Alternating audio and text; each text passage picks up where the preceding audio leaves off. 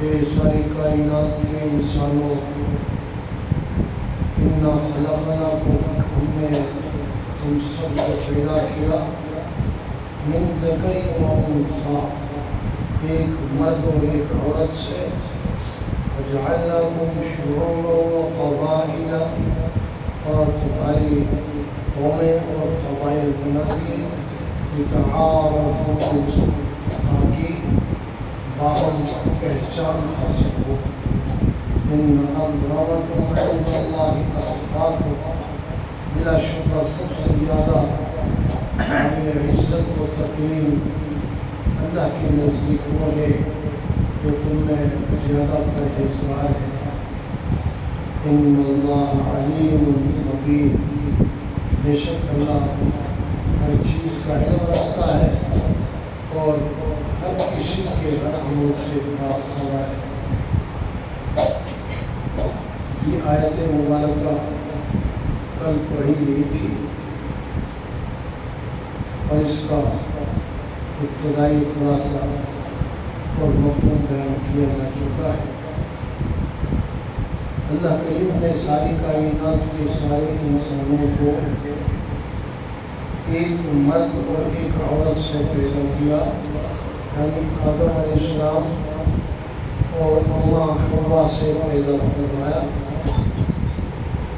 آدم علیہ السلام کو اللہ کریم نے مٹی سے بنایا اور ان کے اندر روح ڈالی اور آدم علیہ السلام کے لیے ان کی ہم سفر حضرت اماں حوا علیہ السلام کو اللہ نے انہیں کے جسم کے حصے میں سے پیدا فرمایا اور پھر ان دونوں سے بہت سارے مردوں اور عورتوں کو پیدا فرمایا اور پھر ان کی اولادوں کی باہم شادیاں ہوتی رہیں، ان سے پھر اگلی تیسری نسل چلی اور تیسری نسل سے چوتھی نسل چلتے چلتے اللہ نے ساری زمین پر بنی نوع انسان کو پھیلا دیا۔ اب ابتدا پہچان تو ان سب کی آدم علیہ السلام کی اولاد سے ہوئی، اس کے بعد جب ان کی اولاد ہوئی تو ان کے نام چلے، یہ آدم علیہ السلام کے فلاں بیٹے کی اولاد ہے، یہ فلاں بیٹے کی اولاد ہے، فلاں بیٹے کی اولاد۔ ایسے ہی تدریجاً نسل در نسل چلتے گئے تا آگے نوح علیہ السلام کا دور آیا۔ نوح علیہ السلام سے پہلے آدم علیہ السلام کے بعد 2 یا 3 نبی گزرے ہیں، ان میں حضرت شیس علیہ السلام ڈائریکٹ آدم علیہ السلام کے بیٹے، پھر آگے جتنے بھی پیغمبر آئے ہیں وہ آدم علیہ السلام کے بیٹے شیس علیہ السلام کی اولاد میں آئے ہیں۔ بعض روایت کے مطابق حضرت ہود علیہ السلام نوح علیہ السلام سے پہلے آئے ہیں، بعد میں بعض روایت کے مطابق نوح علیہ السلام کے بعد آئے ہیں۔ بہرحال پھر جو نوح علیہ السلام کا زمانہ تھا تو وہ قوم نوح کہلائی، اس کے بعد قوم عاد اور قوم ثمود آئی دنیا میں، اس کے بعد مختلف قوم اور قبائل جن کا تذکرہ قرآن میں ہے یا جن کا نہیں ہے وہ ساری قومیں آئی، اور اسی طرح ان کے ناموں سے ان کی آگے آنے والی اولاد کی قوم کے نام پڑ گئے۔ جیسے ابراہیم علیہ السلام کے پوتے یعقوب علیہ السلام کا نام یعقوب ہے اور ان کا لقب اسرائیل ہے، ان کے اس لقب کی نسبت سے ان کی اولاد بنی اسرائیل کہلائی۔ اور یعقوب علیہ السلام کے 12 بیٹے تھے تو بنی اسرائیل کے 12 قبیلے بن گئے۔ اس تفصیل کے بتانے کا مقصد کیا ہے؟ یہ کہ اللہ نے ساری کائنات کی ساری انسانیت کو فقط اکیلے آدم علیہ السلام سے پیدا فرمایا، اور انہی کی نسل میں آگے آنے والی اولادوں کی چھوٹی کثرت ہوئی، اس لیے ان کی پہچان کے لیے قومیں اور قبیلے بنے۔ اور بنیادی طور پر سارے کے سارے بنی اسرائیل حضرت یعقوب علیہ السلام کی اولاد ہیں، اور آگے پھر ان کے 12 قبائل بنے، یہاں تک کہ جب اللہ نے فرعون اور اس کی قوم کو غرق فرمایا اور بنی اسرائیل کو سمندر میں سے دریا میں سے راستہ دیا، وہ 12 قبائل کے لیے اللہ نے راستے میں 12 دیے، ہر قوم ایک راستے سے گزری اور باہم وہ ایک دوسروں کو دیکھتے ہوئے گزرے۔ اور اسی طرح جب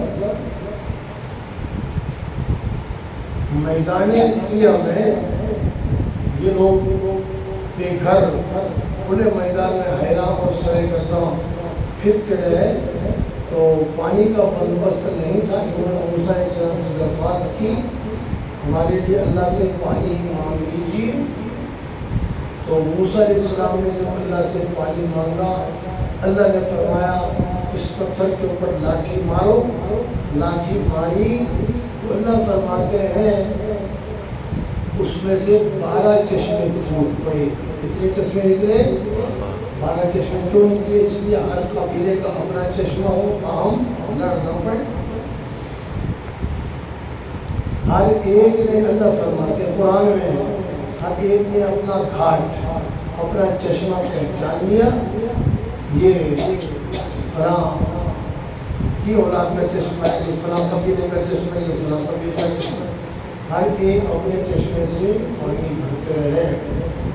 ایسے ہی اسماعیل علیہ السلام کی جو نسل چلی اس میں بھی بہت سارے قبیلے اور بہت ساری قومیں ہوئیں، ان جملہ اور بہت سارے قبائل کے اسماعیل علیہ السلام کی اولاد میں سب سے مشہور قوم یا قبیلہ وہ قریش ہے۔ قریش اسی قریش میں سے مکے والے تھے، اور اسی قریش میں سے ہمارے بعد پیغمبر حضرت محمد مصطفیٰ صلی اللہ علیہ وسلم تھے، اور پھر قریش میں سے بہت سارے قبائل بنے۔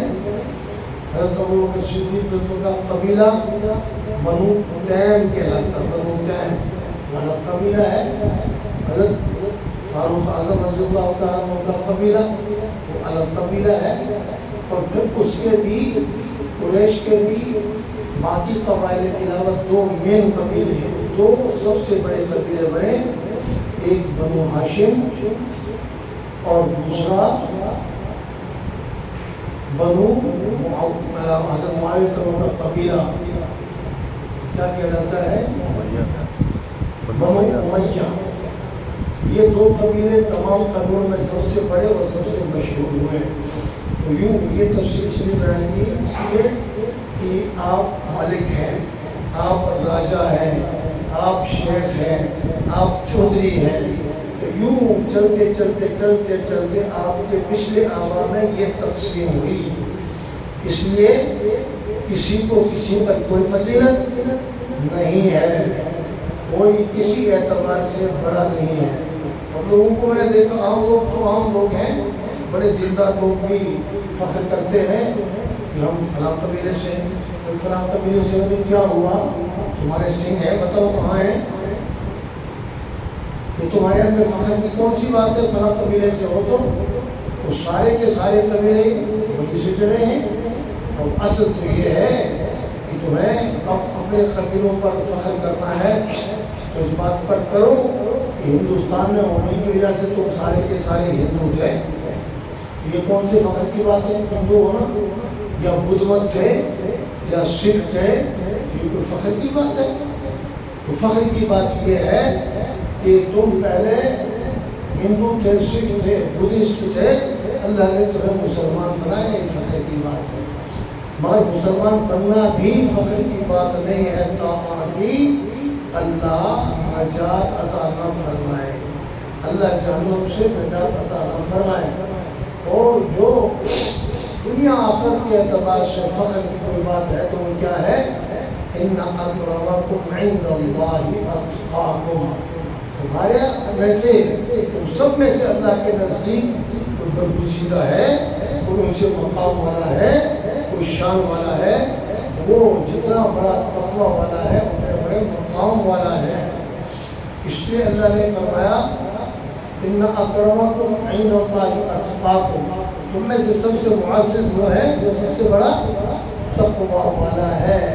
اس لیے قرآن کریم کے دیگر مقام پر اللہ نے فرمایا وَسَيُجَنَّبُهَا الْأَتْقَى، تو صحابہ کرام سے لے کر آج تک تمام مفسرین، محدثین، ائمہ، مجتہدین اس بات پر متفق ہیں، اس آیت کا مصداق انبیاء کے بعد صحابہ کرام کے سردار سب سے بڑے درجے کے صحابی، جو کہ سب سے بڑا درجہ ان کو کیوں ملا؟ اس وجہ سے ملا کہ وہ سب سے بڑے متقی ہیں۔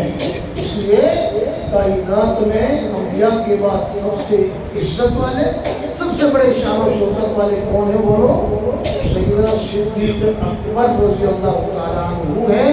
ان کو سب سے بڑی شان اور سب سے بڑا مقام کیوں ملا؟ اس لیے کہ وہ سب سے بڑے متقی تھے، سب سے بڑے متقی تھے۔ آپ اندازہ لگائیں متقی، خدا کا خوف ان کے دل کے اندر کتنا تھا۔ صحابہ کرام میں سب سے اعلیٰ، سب سے معزز، پیغمبر کے سب سے قریبی یار اور دوست، ہم سفر اور دنیا اور آخرت کے قبر و حشر کے غار و میزان کے ساتھی ہونے کے باوجود یہ عالم ہے، خشک تنکا اٹھاتے گھاس کا، کہتے کاش ابوبکر یہ تنکا بنتا، کاش ابوبکر کوئی درخت بنتا لوگوں کے کام آتا، کاش ابوبکر گھاس بنتا تو کوئی جانور کھاتا، عیاشی کرتا، کسی کے کام آتا۔ قیامت کے دن اللہ کے دربار میں کیسے کھڑا ہوگا؟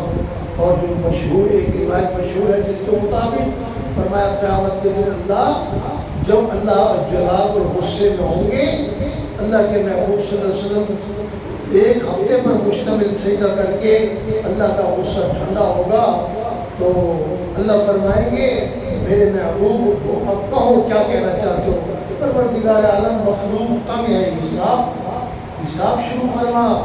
اللہ فرمائیں گے حساب کے لیے پیش کرو، کس کو پیش کرتے ہو؟ صدیق اکبر کو پیش کریں گے تو اللہ کا سارا غضب اور غصہ ٹھنڈا ہو جائے گا۔ اتنا بڑا مقام اور مرتبہ ہے اور تقوی اور خدا خوفی کا یہ عالم ہے۔ اسی لیے تو اللہ نے اتنا بڑا مقام اور اتنی بڑی شان عطا فرمائی، ان اکرمکم عند اللہ اتقاکم، تم میں سے سب سے معزز اور سب سے شان والا چوٹی نہیں، ممبر نہیں، جج نہیں، جرنیل نہیں، صدر وزیر اعظم نہیں، جو سب سے زیادہ متقی ہے وہ نائی ہے یا دھوبی ہے، وہ سب سے بڑا شان والا ہے۔ اللہ میری سمجھ عمل کرنے کی توفیق